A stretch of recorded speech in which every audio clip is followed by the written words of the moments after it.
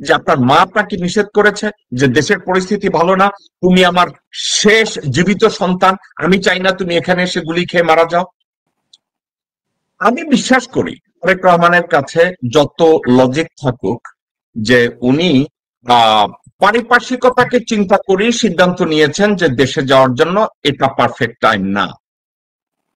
তারেক রহমান সাহেব, আপনার কি মনে পড়ে আপনাকে আমি বলছিলাম আপনি স্পিচ রাইটার পরিবর্তন করেন, আপনি পাগল ছাগলের মতো যেসব কথাবার্তা বলেন, আমি আপনার মনে পড়ে গত 16 বছরে আপনার কমপক্ষে 1000 বার আমি বলেছি তারেক রহমান আপনার স্পিচ রাইটার এবং আপনার সারাউন্ডিং আপনি পরিবর্তন করুন বলেছি।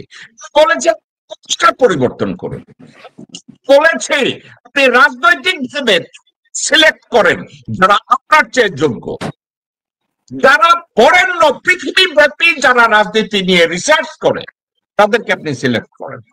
হোক না সে আপনার চেয়ে যোগ্য, হোক সে আপনার চেয়ে দেখতে সুন্দর, হোক সে আপনার চেয়ে বড় লিডার, আপনি তাদেরকে পছন্দ করুন। আপনি তা করেন নাই। আজকের তার খেসারত ধরেন আপনাকে ভারত যাওয়ার অনুমতি দেয় না, অথবা আপনি মনে করেন লন্ডনে আপনার পলিটিক্যাল অ্যাসাইলামের জন্য আপনি যেতে পারছেন না। এই কথাকে আপনি কিভাবে জনগণের সাথে রিপ্রেজেন্ট করবেন? আপনি করতে পারলেন না। রিপ্রেজেন্ট করলেন যে আপনি পুরুষ হিজড়া না মহিলা, একটা প্রমাণ হইল না। আপনি প্রমাণ করতে পারলেন না যে আপনি একজন নির্ভরযোগ্য নেতা। আপনি করতে পারলেন না আপনি একজন যোগ্য সন্তান। আপনি কথার মাধ্যমে প্রমাণ করতে পারলেন না যে আপনি যখন দেশের মধ্যে থাকেন আপনি ভালো একটা কাজ করতে পারলেন না, একটা কথা বলতে পারলেন না।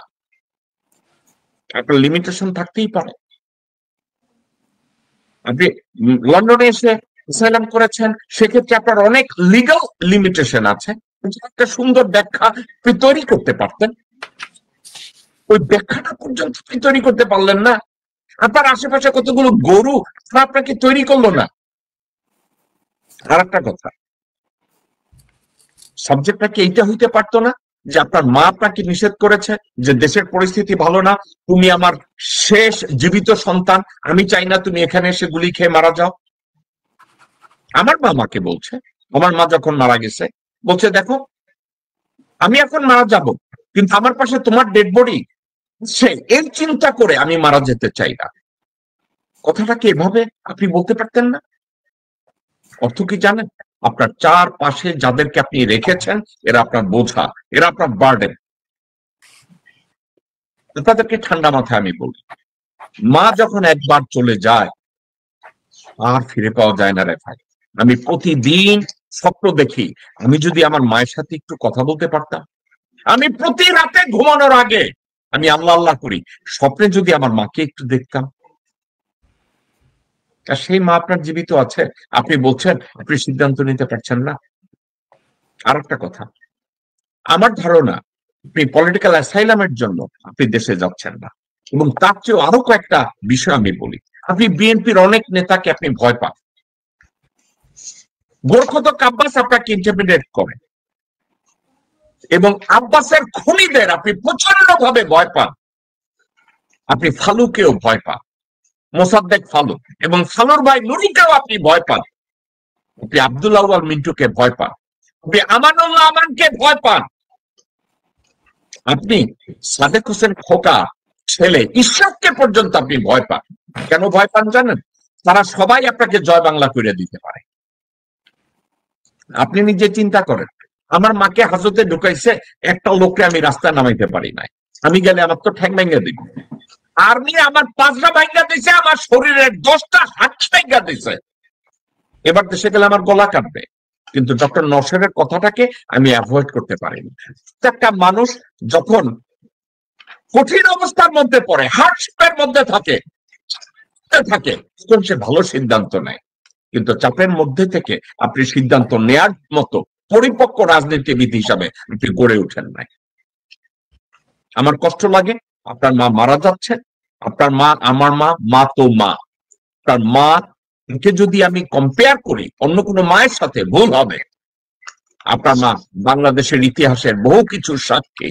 আপনার মা বাংলাদেশের রাষ্ট্রীয়ভাবে বহু গোপনীয়তা ওনার মাথায় আছে, ওনার মনে আছে, ওনার ব্রেইনে আছে, ওনার সফলতা আছে, ওনার ব্যর্থতা আছে, ওনার অদূরদর্শিতা আছে। সবকিছুর মধ্যে বাংলাদেশের জনগণ ওনার মধ্যে এমন কিছু দেখেছে যেখানে দেশপ্রেম দেখেছে। ওই দেশপ্রেমটার জন্য আপনার মাকে নিয়ে আমার কথা বলি। আপনি নিজে তারেক রহমান চিন্তা করে দেখেন, আপনার বাবার নাম যদি জিয়াউর রহমান না হতো, আপনার মায়ের নাম যদি বেগম খালেদা জিয়া না হতো, আপনাকে নিয়ে কেউ কথা বলতো না। সর্বশেষ আমি একটা কথা বলবো, আপনি এখনো বিএনপির আনপ্যারালাল লিডার।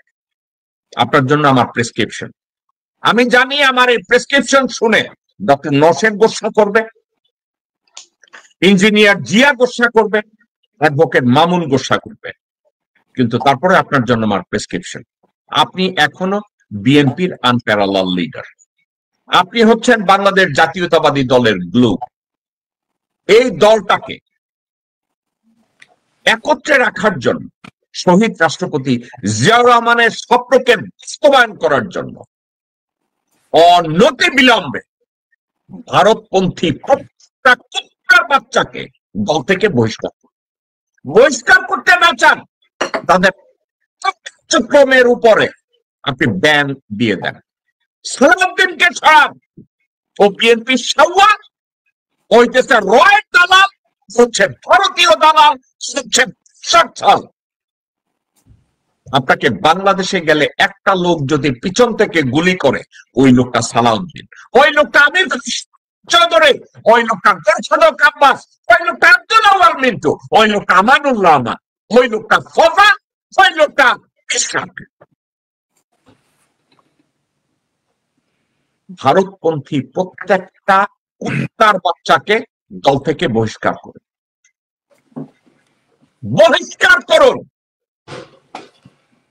আর একটা কাজ করুন, আপনি নিজে আপনার স্পিচ রাইটার পরিবর্তন করে নিজে বলেন যে ভারতের সম্প্রসারণবাদের যে কোনো নীতিকে বিএনপি গ্রহণ করবে না।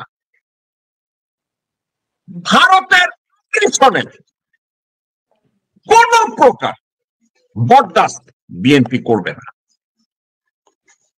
আপনি যদি একটা 10 মিনিটের ভাষণ দেন, পুরা বিএনপি আপনার পিছনে দাঁড়িয়ে যাবে।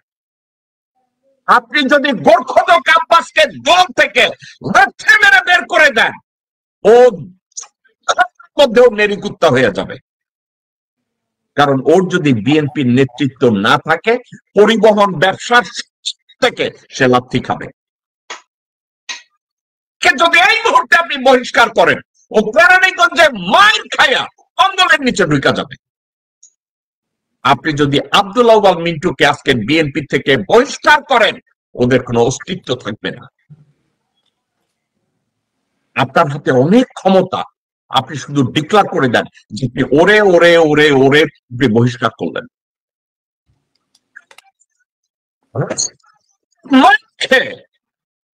বিড়বিড় করবে আপনার পিছনে। 2, আপনার জন্য আরেকটা সাজেশন, এই মুহূর্তে আপনি বলেন যে আপনার দেশে না যাওয়ার পিছনে আপনার লজিক, কারো কাছে জিজ্ঞাসা করেন না, মন থেকে আপনি বলেন আমি এর জন্য চাই না।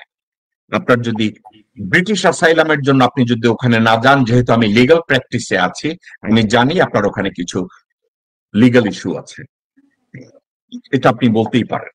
কিন্তু একটা কথা, অ্যাগেইন, রাজনীতি যারা করে তারা সবসময় রিস্ক নেয়। আপনার বাবা জীবনের বড় রিস্ক নিয়েছিল আপনার মাকে এবং আপনার ভাইকে সহ, দেশের জন্য রিস্ক নিয়েছে। আপনি ওটা করে দেখেন। এবং আপনার আশেপাশে তল্পি বাহক কুত্তার বাচ্চাগুলো, হুমায়ুন একটা ক্যান্সার, আমির খসরু মাহমুদ চৌধুরী আপনার জন্য ক্যান্সার, সালাউদ্দিন আপনার জন্য ক্যান্সার, আমানুল্লাহ আমান আপনার জন্য ক্যান্সার, আমির খসরু মাহমুদ আপনার জন্য ক্যান্সার, সামা ওবায়েদ আপনার জন্য ক্যান্সার, রুমিন ফারহানা আপনার জন্য ক্যান্সার, মিন্টু আপনার জন্য ক্যান্সার। এই ক্যান্সার গুলোকে আপনি শরীরে রেখে আপনি টাইলানল খাবেন আর ঔষধ খাবেন, মনে করবেন আপনি সুস্থ। আপনি একটা বোকা। আমি গতকালকে বলেছি, হাওয়া ভবনের আপনার ট্র্যাক রেকর্ড ভালো না। বিএনপি দুইবারের ক্ষমতায় এসে আপনারা যা করেছেন তার ট্র্যাক রেকর্ড ভালো না। তারেক সাহেব, আপনি এবং আপনার মা ওই লোককে সেনা প্রধান বানাইছেন যেই লোক আপনার বাপকে খুন করতে চেয়েছে, তার খালেদ মোশাররফ। আমরা তারেক সিদ্দিকীকে গালি দেই না? রেহানার দেবর তারেক সিদ্দিকীকে গালি দেয় আর্মিটা ধ্বংস করছে। আপনার মামা ইস্কান্দার শুয়োরের বাচ্চা বাংলাদেশ আর্মিকে ধ্বংস শুরু করেছে। গত সপ্তাহে 2 সপ্তাহ আগে দেখছি আপনার মা বসলে কইরা সাইদ ইস্কান্দারের বউরে নিয়া ক্যান্টনমেন্টে গেছে। মানুষ শিখে, ভুল থেকে মানুষ শিখে, আপনারা শিখেন না। মানুষ ভুল থেকে শিখে যে এই ভুল আর করা যাবে না, কিন্তু আপনারা শিখেন না। সাইদ ইস্কান্দারের বউরে দেখলাম ওয়াকারের পাশে দাঁড়ানো, আপনার মুখে নিয়ে দাঁড়ানো, অপু গন্ডা তাহলে দেখলাম কালবেলা সন্তোষ শর্মা, রয়ের সন্তোষ শর্মা তার লগে বগলে নিয়ে হাতে। রয়ের লোক মুশফিক ফজল আনসারি রে আপনারা অ্যাম্বাসেডর বানান। রয়ের লোক আপনাদের কাছে জনপ্রিয় হয়। তাহলে বলতে গেলে কি হয়, আমি কনক্লুডটা এভাবে করি, এভাবে তুলনা করলে আপনাকে তো সবাই হিরো আলম বানায় দিবে।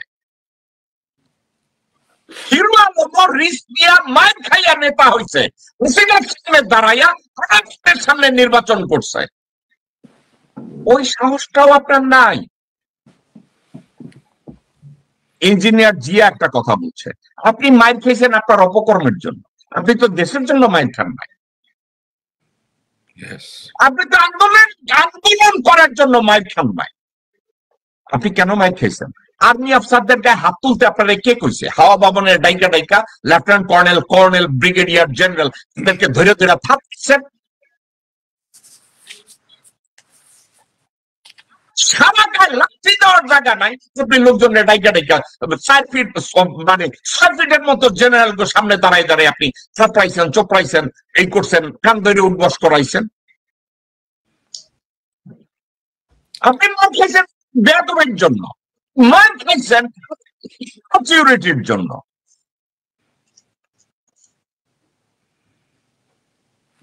তারেক রহমান, এখনো সময় আছে, ঘুরে দাঁড়ান। আপনার সাথে আপনার উদ্দেশ্যে আমি কথাগুলো বলছি স্রেফ একটা কারণে, আমি এখনো শহীদ জিয়াকে ভালোবাসি, আমি শহীদ জিয়ার স্বপ্নকে আমি পছন্দ করি, আমি শহীদ জিয়ার জাতীয়তাবাদকে আমি ধারণ করি। এগুলো ধারণ করতে আমার বিএনপি করার দরকার নাই। কারা রইল বোকাপাট, কারা রইল বোকাপাট, ভেঙে ফেল কর রেলপাট, রক্ত জামার শিকল পুজোর ভাষণ বেদি।